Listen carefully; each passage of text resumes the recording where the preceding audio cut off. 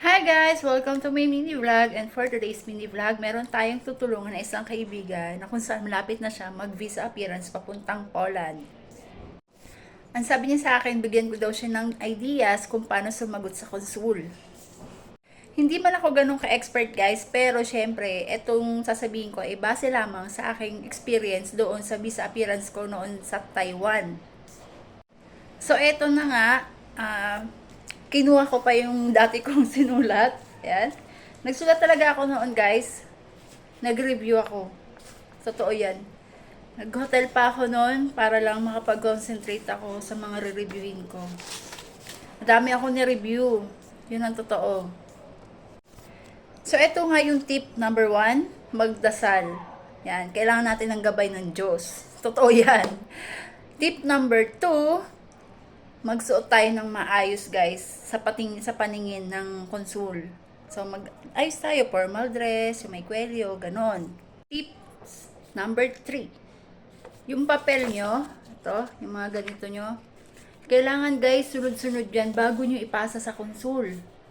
Huwag niyong ipapasa ng hindi nasa ayos at ibabalik ni konsul yan sa inyo. At higit sa lahat, yung mga documents like ARC, passport, kailangan updated ang nakalagay dito, naka-attach.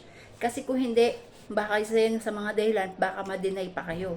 Kaya lagi niyo i-double check yung mga documents nyo, kung updated ba o expired na pala yung ARC na naka-photocopy nyo, i-double check nyo. Ako, muntik na ako dyan. Buti na lang, nag-double check ako ng aking ARC nung time na yon. Kung hindi, baka na-deny ako noon. So, nung time na yon talagang inayos ko yung documents ko, tinignan ko ng maigi. Tingnan ko kung updated ba sila lahat, ganon. So, bago nyo ipasa tong documents kay consul, nakaayos, nakasunod-sunod, updated ang mga documents. Kung hindi nyo man alam kung anong pagkakasunod-sunod, lalo sa mga nagdi-DIY dyan, tingnan nyo dun sa table, meron dun guide. Kasi kung hindi rin yan nakasunod-sunod guys, ibabalik talaga ni konsul yan sa inyo hanggang sa maayos nyo.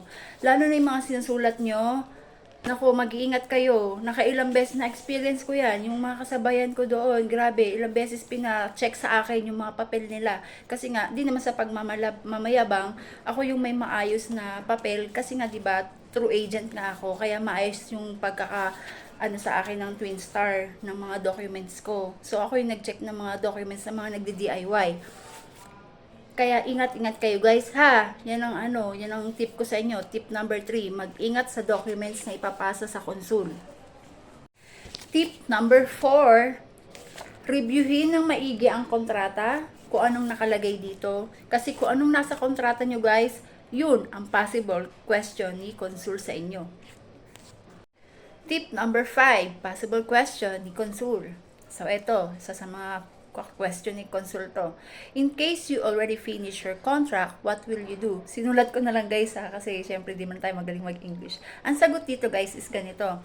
In case my job contract will finish, I will try my best to find other agency to help me to find other job. And if just in case I can't find other job, I will come back to my country, which is the Philippines. No? So, wag niyo sasabihin na magko-cross country kayo kasi kung hindi, ligwak kayo. Isa pa sa mga possible question ni konsul ay, do you have friends or relatives in Poland? Ang sagot guys, no. Para tapos na usapan. Kasi pag nag-guess ka pa, marami pa siyang itatanong kung sino, taga saan. So, ang sagot dyan guys ay no. Wala kayong kakilala. Okay? Tip number 6, aralin nyo kung anong meron ba sa Poland. Halimbawa, si John Paul II. Di ba si John Paul II, famous yun. Taga Poland si John Paul II, guys. Tapos, kung ano yung weather ng Poland. Sa Poland, merong 4 na season. Yun. So, aralin nyo kung ano yung mga season na yun. Tapos, yung tungkol sa Catholic religion ng Poland. Di ba mataas ang rate ng doon, mga nasa 89%. Yun. Ganun isagot nyo sa konsul. So, para malam nila na may alam kayo kahit paano sa Poland.